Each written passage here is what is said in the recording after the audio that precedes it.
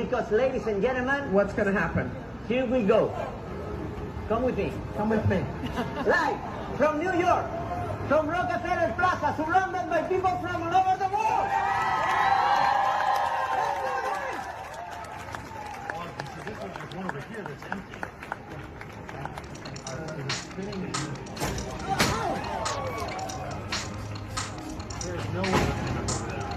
One, two, three. No! El ilusionismo, comúnmente conocido como magia, es una disciplina artística que lleva entreteniendo a la humanidad desde hace un montón de siglos. Como veis en este truco del mago pop, del clásico nada por aquí, nada por allá, esta disciplina ha evolucionado hasta el punto de construir esas enormes plataformas giratorias en las que el bueno de Antonio Díaz está a punto de teletransportar a 4 personas de un lado a otro. Abracadabra y voilà, ahí está la gente teletransportada y el público flipando.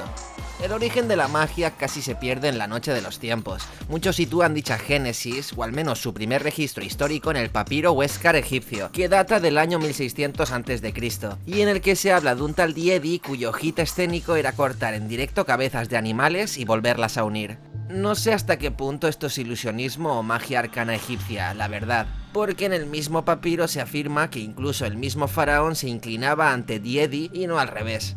Pero en fin, también encontramos referencias a la magia en las Gracias clásicas, como en la obra Áyax de Sófocles, y posteriormente se multiplica su presencia en diferentes legajos medievales. Es curioso que antiguamente se les asemejaba a hombres de ciencia, puesto que llegaron a utilizar autómatas y otros artefactos. Y es que ambas disciplinas están más unidas de lo que pueden parecer a simple vista. Por ejemplo, en el siglo XVIII fueron de los primeros en utilizar la electricidad, e incluso estos espectáculos se conocían bajo el nombre de física recreativa. Hay infinidad de ilusionistas considerados clásicos, y es una disciplina con una rica historia tanto en la literatura como en los teatros. Quizá el mago más famoso de todos los tiempos fuera Harry Houdini, que vivió a caballo entre el siglo XIX y el siglo XX, y que sin duda hubiera sido mucho más famoso si hubiera estado vivo cuando comenzó la televisión. Aunque parezca increíble, la radio también supuso un nuevo impulso en el auge de estos artistas, pero sin duda la televisión fue un nuevo punto de inflexión en esta disciplina, al igual que lo fue en casi todos los demás tipos de arte y espectáculo. La televisión nos regaló fenómenos como el de Uri Geller, y convirtió a David Copperfield en el artista internacional que es hoy en día. Y aquí en España es difícil pensar en la historia de nuestra pequeña pantalla sin hablar de nombres como Juan Tamariz, Machik Andreu, Pepe Carroll, Jorge Blas, Jandro, Luis Piedrahita, etc. Y en este camino, entre la primera y la segunda década de los 2000, iba a surgir otro de esos nombres que, gracias a la magia, se han convertido en personajes de fama mundial. Y estoy hablando si has visto la miniatura de Dynamo, un chico inglés nacido en Bradford, y que iba a revolucionar de nuevo la magia televisiva. Este mago tiene un estilo verdaderamente singular, que parece sacado de una película. Su imagen es tan cinematográfica que a menudo lo comparan con famosos raperos, con quienes comparte una estrecha amistad, y realiza actuaciones exclusivas en los bastidores de sus conciertos. Su atuendo incluso diría que se asemeja al icónico estilo de Eminem. Sin lugar a dudas, lo que más destaca de él es su mirada, que puede resultar imponente y casi hipnótica. Es sumamente infrecuente encontrarse con unos ojos que transmitan tal intensidad. Lo que hace aún más atípica su trayectoria es la forma en la que se dio a conocer, a través de las redes sociales y YouTube. Entonces, ¿quién es Dynamo? ¿Cómo fueron sus orígenes y por qué tuvo el boom de audiencia y reconocimiento? ¿Por qué a la vez ha sido tan polémico y controvertido? ¿Y qué es de él hoy en día? Pero antes de continuar, quiero dar paso a nuestro patrocinador. Os presento CyberGhost VPN, el servicio líder mundial en seguridad y privacidad que te permitirá encriptar tu conexión para que navegues por la red sin dejar rastro. ¿Y cómo funciona esto? Te preguntarás. Pues CyberGhost VPN oculta tu IP de manera que nadie sabe lo que estás haciendo en internet.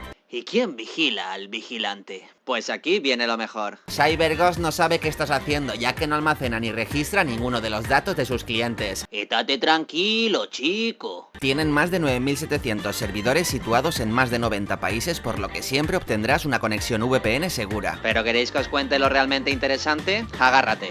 Su software te permite conectarte a internet cambiando tu ubicación. De esta forma podrás acceder a webs que estén bloqueadas en tu país, a vídeos bloqueados geográficamente en YouTube y también a catálogos exclusivos de otros países en plataformas de streaming como Netflix, Amazon Prime, HBO, Filmin y un largo etcétera. Por ejemplo, Netflix Japón cuenta con 6.000 títulos referenciados que no puedes ver en España, o los usuarios de Netflix USA tienen acceso a más de 5.700 contenidos que no encuentras en España. CyberGhost es súper fácil de utilizar y está disponible tanto para Windows como Mac, Android, iOS, Linux o incluso para consolas. Una misma suscripción para este servicio sirve para proteger hasta 7 dispositivos a la vez, por lo que podrás compartirla con la family. Ahora, con este link puedes obtener CyberGhost VPN con una oferta especial de un 83%, es decir, solo 2,03 euros al mes más 4 meses de suscripción gratis. Dejo el enlace en la descripción y en el comentario fijado. Al daros de alta tendréis una garantía de reembolso de 45 días y un servicio de atención al cliente las 24 horas los 7 días de la semana. Navega seguro y sin límites con CyberGhost VPN, como ya hacen 38 millones de usuarios con los que cuenta el servicio. Y ahora, continuamos con el vídeo.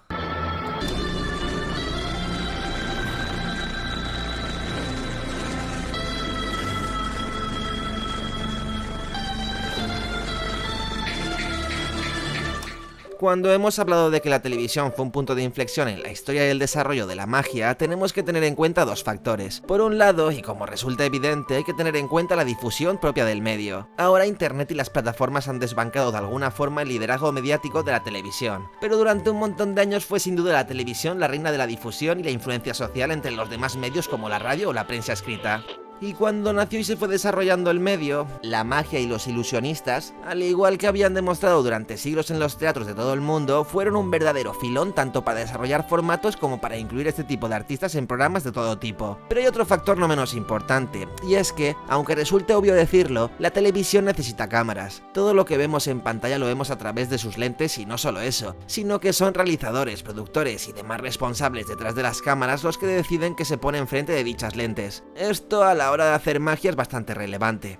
Pero es que si recordáis, en la introducción os dije que los magos siempre habían estado muy relacionados con la ciencia, llegando incluso a considerarse muchas veces sus shows como física recreativa. Pues bien, para profundizar un poco más en esto, permitidme retroceder hasta finales del siglo XIX y principios del siglo XX, momento en el que surge la disciplina artística que posteriormente iba a dar lugar al nacimiento de la televisión. Lógicamente quiero hablaros de los orígenes del cine. Todos sabemos que fueron los hermanos Lumière quienes inventaron la cámara, y es a ellos a quienes atribuimos consecuentemente la creación del séptimo arte. No me quiero enrollar mucho con esto, porque, como en todo, siempre que te pones a rebuscar y a documentarte, no es todo tan sencillo.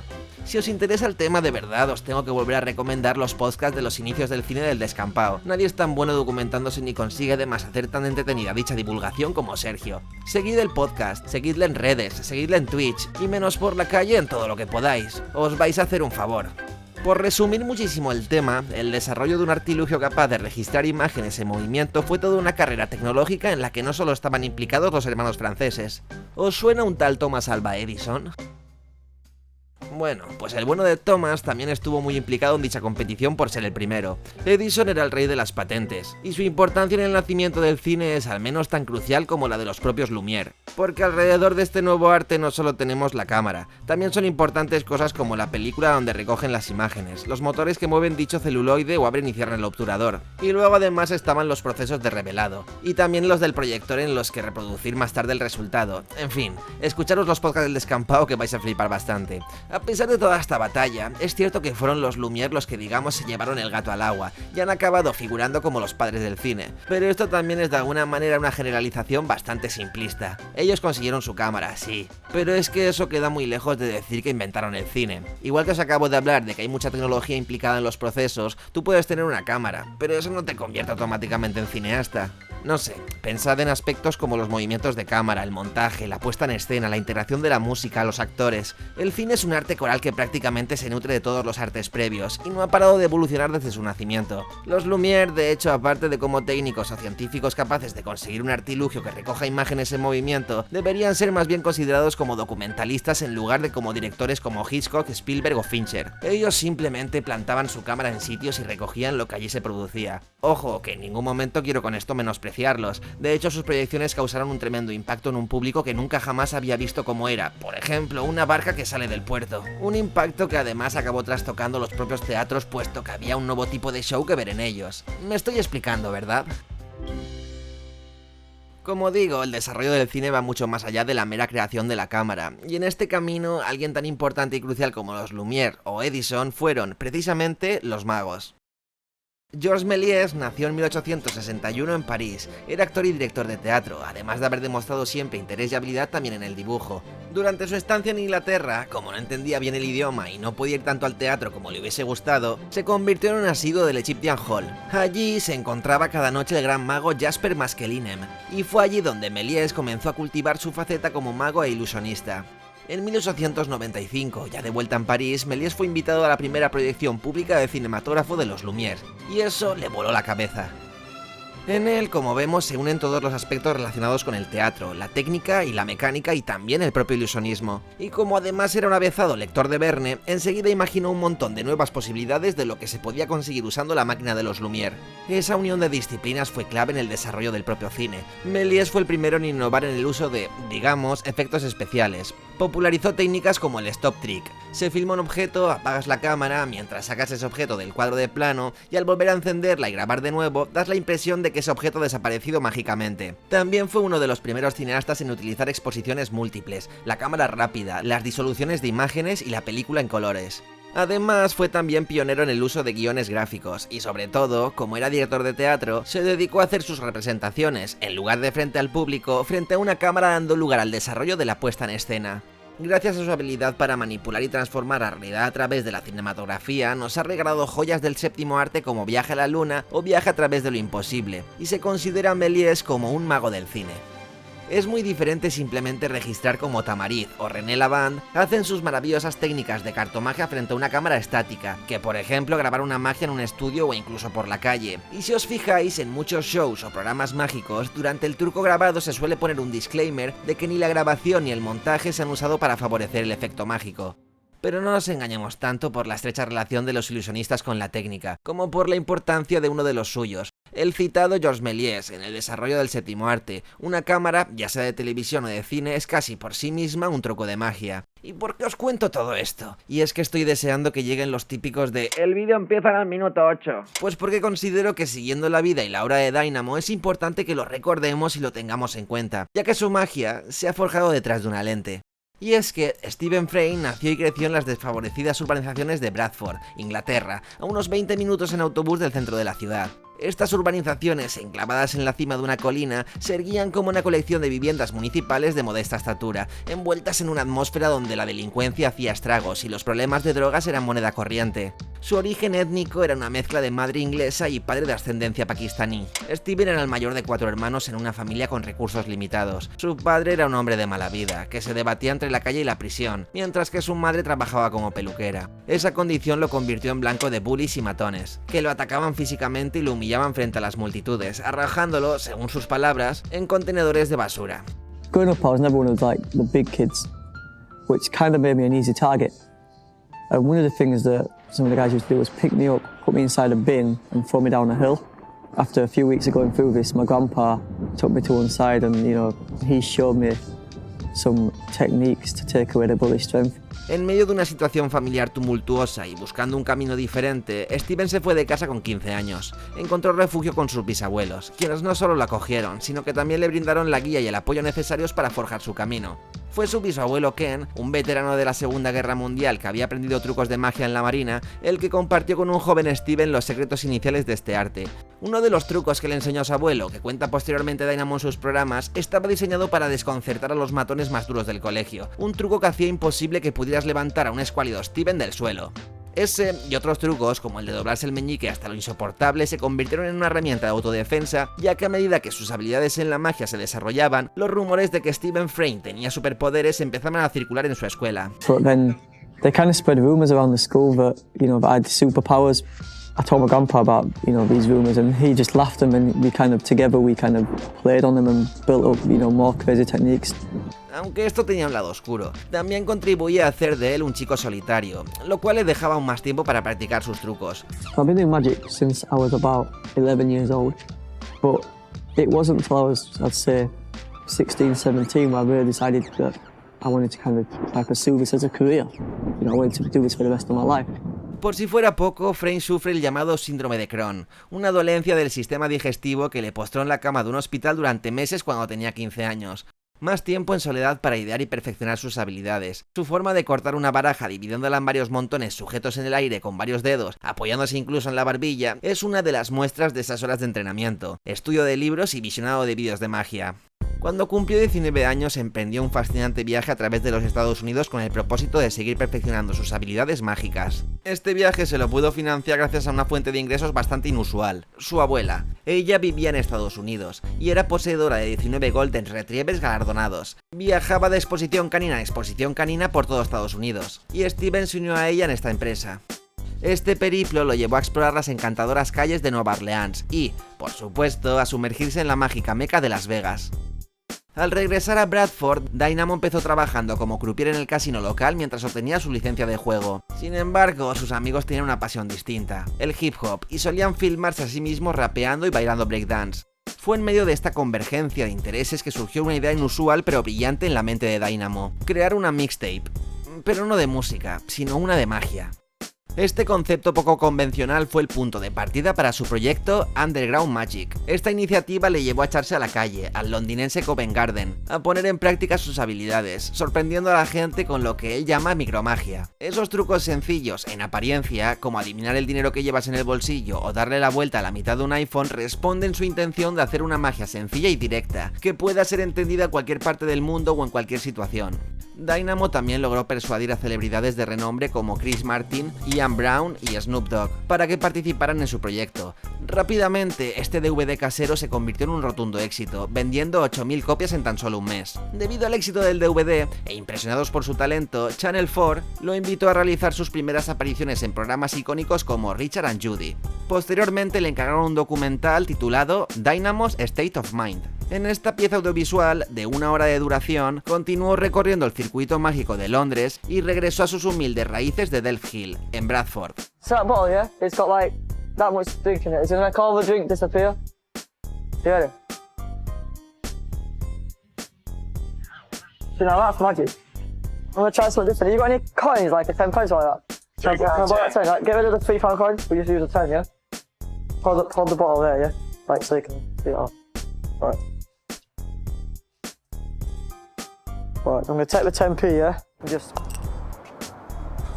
What? What the fuck is that shit? Por aquel entonces su fama crecía, haciéndole evitar a todo el elenco de la serie Little Britain a una altura de 4 metros en el Emirates Stadium de Londres en mayo de 2009. Además, durante un especial de Navidad en diciembre de 2009, se unió al programa de la BBC One, en apoyo a Sport Relief, en marzo de 2010, dejando boca abiertas a celebridades de la talla de Robbie Williams y Davina McCall. Pero su presencia no se limitó a la televisión, empezaron a salirle contratos publicitarios, participó en campañas para marcas como Adidas, Nokia y Pepsi, y también desfiló en la pasarela de moda de Naomi Campbell. Pero todo iba a cambiar el 25 de junio de 2011.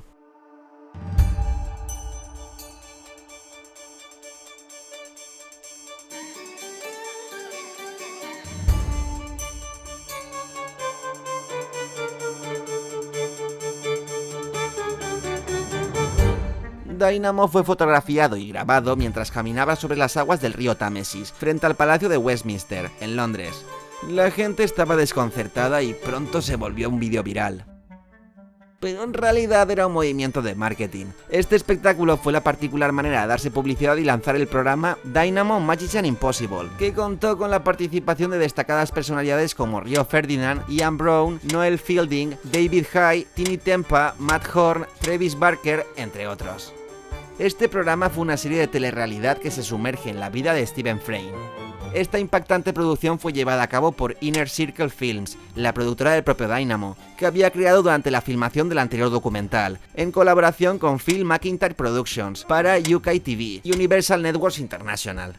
En España se llamó Dynamo el Mago, se ve que estaban ese día creativos, y se emitió por el canal D-Max en 2012. La serie, de 4 episodios solamente, fue todo un éxito y cautivó a una audiencia de más de 30 millones de espectadores en el Reino Unido, para posteriormente dejar una huella imborrable en más de 250 millones de espectadores en 193 territorios de todo el mundo. Esta primera temporada, emitida entre el 7 de julio y el 28 de julio de 2011, fue filmada en ubicaciones como Londres, Miami y Los Ángeles. Debido al éxito, y como era de esperar, UK TV renovó el programa para una segunda y tercera temporada. Pero es que, en medio de toda esta vorágine de éxito, Dynamo no paraba. Según los periódicos de la época, Dynamo logró ganar 10.000 libras esterlinas apostando solo una, al predecir de manera exacta el resultado de la Eurocopa 2012, que por cierto ganó España. Incluyendo incluso la predicción de que nuestro país ganaría por una diferencia de 2 o más goles en la final contra sus contrincantes italianos.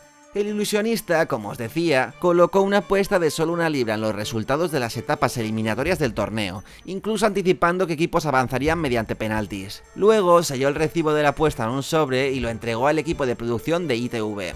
Regresó 2 semanas después para el emocionante momento de la revelación y acertó todo. Se conoce que cobró el premio. Esto me recuerda mucho el truco de la lotería de Anthony Blake. Si no sabes de lo que estoy hablando, te dejo una tarjeta que estará apareciendo ahora. Espero que en el truco de Dynamo por lo menos no hubieran enanos. De todas maneras, que fuera un truco o no pasa a un segundo plano, ya que Dynamo anunció que todo ese dinero ganado sería donado a la ONG Teenage Cancer Trust. Después llegó la segunda temporada, también compuesta por 4 episodios, estrenada el 5 de julio de 2012 y cautivando a 7.67 millones de espectadores solo en Reino Unido. Esta temporada fue galardonada con el prestigioso premio al mejor programa de entretenimiento en los Broadcast Awards, además de ser nombrada el programa del año en los premios Virgin Media. Asimismo, fue preseleccionada en la categoría de mejor programa de entretenimiento en los National Television Awards y recibió una nominación al BAFTA como mejor programa de entretenimiento. En 2013, Frayne emprendió un emocionante viaje que lo llevó a la ciudad de Nueva York, Ibiza, Sudáfrica y Londres, donde filmó el contenido de la tercera temporada. El primer episodio, rodado en la Gran Manzana, se emitió el 11 de julio de 2013 y fue sintonizado por 1.3 millones de personas. Nuevamente, la serie fue nominada al prestigioso premio BAFTA, en la categoría de mejor programa de entretenimiento. En 2014, UK TV encargó la 4ª y última temporada del programa, la cual se emitió en septiembre de ese año. En esta temporada final, Dynamo desplegó su magia en las calles de California, India, París, Londres, Manchester y Bradford. Por tercer año consecutivo, Dynamo Magician Impossible recibió una nominación al premio BAFTA al mejor programa de entretenimiento, consolidando su lugar como un verdadero referente en el mundo de la magia y el entretenimiento televisivo. Y, para rematar, el Círculo Mágico le otorgó a Dynamo el galardón más alto con su ascenso a miembro del Círculo Mágico Interno con Gold Star, una posición que solo ocupan 300 magos en todo el mundo.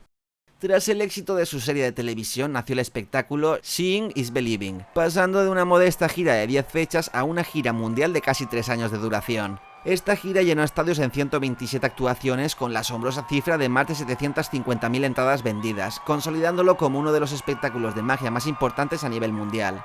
En marzo de 2016, Dynamo logró un impresionante hito al presentar 3 espectáculos con entradas completamente agotadas en el Arena O2 de Londres. Este logro lo consagró como el primer mago en la historia en encabezar este icónico recinto. Para conmemorar tan significativo acontecimiento, Dynamo colaboró estrechamente con el canal de televisión Watch, con el cual ya había creado su exitoso programa de televisión Dynamo Magician Impossible. Juntos llevaron su asombroso espectáculo en vivo a las pantallas de televisión de todo el Reino Unido, brindando una experiencia mágica sin precedentes.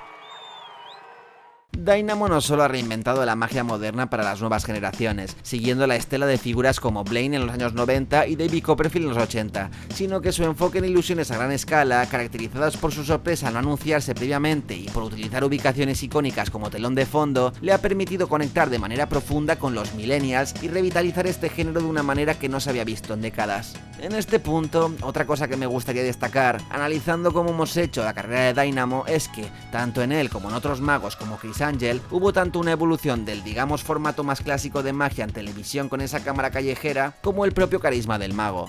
La clave de Chris Angel, o sobre todo de Dynamo, está casi al 100% en el asombro, en conseguir unos efectos mágicos alucinantes que por un lado sorprendan a los que les hacen los trucos por la calle, o los famosos de turno, como, fundamentalmente, que se vuele la cabeza de los espectadores al otro lado de la pantalla. De esta manera el foco está muy dirigido a vender a Dynamo como un ser sobrenatural. Los efectos son muy llamativos y también la narrativa refuerza al ilusionista como una suerte de superhéroe capaz de hacer prodigios que el común de los mortales tenemos vedados. Es algo parecido a lo que vendía en su momento Uri Geller, que siempre ha defendido tener poderes reales. No sé, pensad por ejemplo en la peli del truco final, y cómo se vende la narrativa tanto para Anger y Borden. La clave de un mago exitoso era casi ese halo de mito griego, de ser misterioso y poderoso, que te demostraba durante su espectáculo hasta qué punto la realidad jugaba al dictado de sus poderes.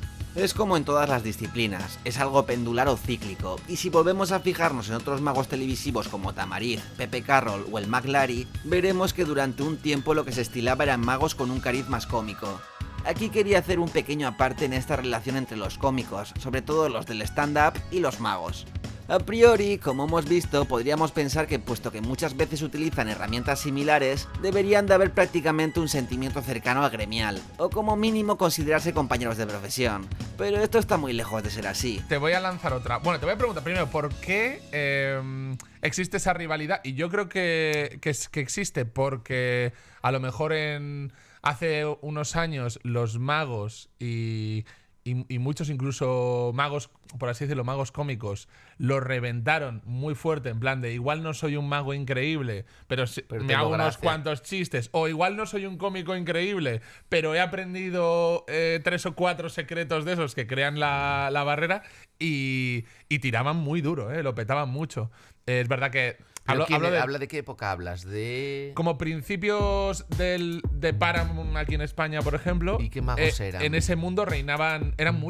Ni siquiera son muy conocidos, pero había muchos bolos de magos cómicos que hacían un montón de... Sí, a mí, yo creo recordar que cuando yo empecé ya se narraban viejas guerras del mundo los bolos de empresas, solo ellos ya eran copados por magos. Y los locales. O sea, yo he oído que la gente que empezasteis a hacer comedia en locales en España, muchos ibais a locales donde actuaban magos. Entre cómicos y magos, realmente hay una especie de rivalidad y constante guerra de pullas que, aunque pueda parecer cosa de broma, sobre todo por parte de los cómicos que conozco, no lo es tanto. Si nos ponemos a analizar ambas disciplinas, es cierto que los dos comparten tablas o espacios de actuación, que muchas veces también comparten ciertas narrativas. La mayoría de veces, solos en el escenario te van contando una historia, te embelesan, te distraen, pero al final es donde difieren. El remate de un cómico y el prestigio del mago, es decir, los finales de ambas narrativas, buscan cosas totalmente diferentes. Mientras que la risa es una descarga, un cortocircuito mental incontenible que da una recompensa inmediata, el prestigio también provoca esa recompensa del asombro y la fascinación. Pero esa sensación, en lugar de liberar, en lugar de vaciar, lo que hace es llenarte rápidamente la cabeza de preguntas del tipo: ¿cómo cojones lo ha hecho? ¿Dónde me ha engañado? ¿Tiene poderes este tío? Vamos, que si vais a ambos espectáculos, aunque mucha puesta en escena sea muy similar, la sensación con la que sales del teatro es bastante diferente. Por supuesto, esto no es siempre así. Hay magos y cómicos que se llevan genial e incluso muchos aprenden técnicas y disciplinas de ambos mundos. Y para ejemplificar esto no se me ocurre mejor ejemplo que Luis Piedrahita, famoso tanto por sus brillantes monólogos como por su carrera como mago. Y hoy es el día en el que por fin se sella la paz.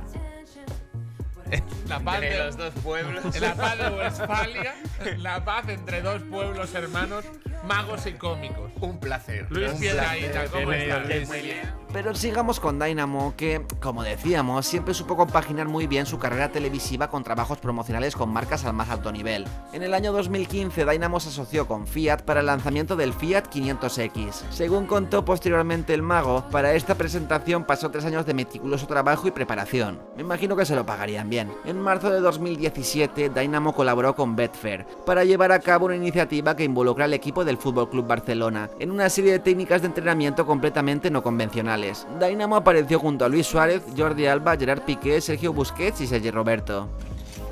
¿Todos? Just one. It's up to you. No. This one? Sí. Yeah. Take out the nail. And it will be impossible for you to break it, right? Try as hard as you can.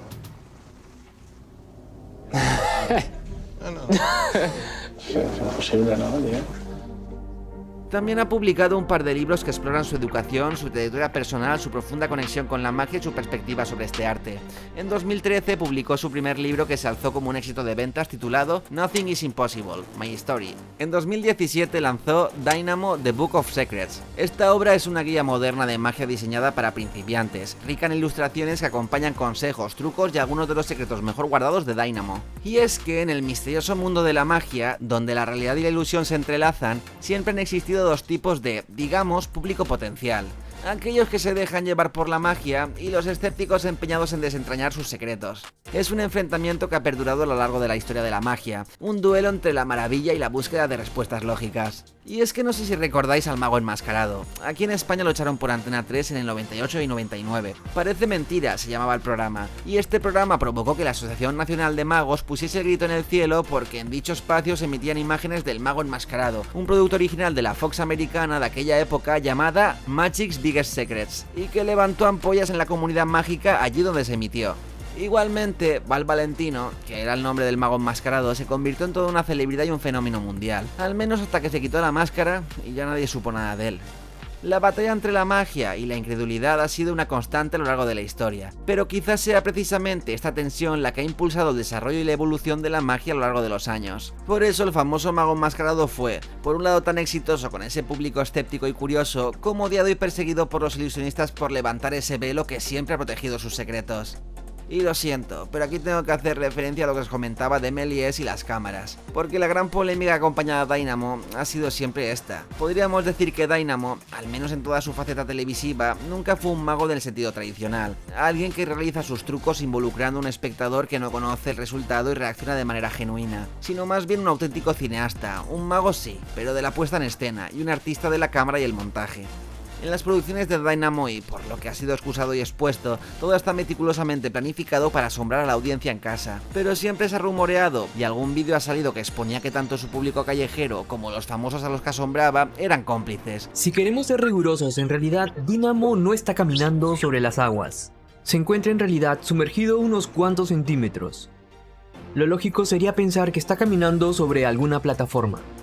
Sin embargo, las dos embarcaciones que cruzan por el mismo trayecto del mago, por un momento podría hacernos pensar que no hay ninguna plataforma, sino esos kayaks no podrían cruzar. Sé que Criss Angel también caminó sobre el agua, pero ese truco fue revelado por el mago enmascarado, explicando que estaba usando una plataforma transparente de plexiglas y que era asistido por todo un equipo de malos actores que, sorprendidos, hacían más creíble el montaje. Lo que no debe sorprendernos, porque ya hemos analizado antes uno de los trucos más conocidos de Criss Angel, dejando clara evidencia la necesidad de cómplices para realizarlo. El sistema de creencias del mundo actual considera imposible ir contra las leyes de la naturaleza, sabiendo que no existe manera de probar científicamente que un hecho inexplicable pueda ser producido por alguna fuerza sobrenatural, pero aceptando que todo nuestro posible conocimiento depende de la validez de nuestro razonamiento, vamos a analizar primero si realmente son imposibles los milagros. Como dice el cineasta Rodrigo Cortés, pagar un billete en Las Vegas y un carísimo ticket para descubrir que David Copperfield no puede volar es simplemente de ser gilipollas.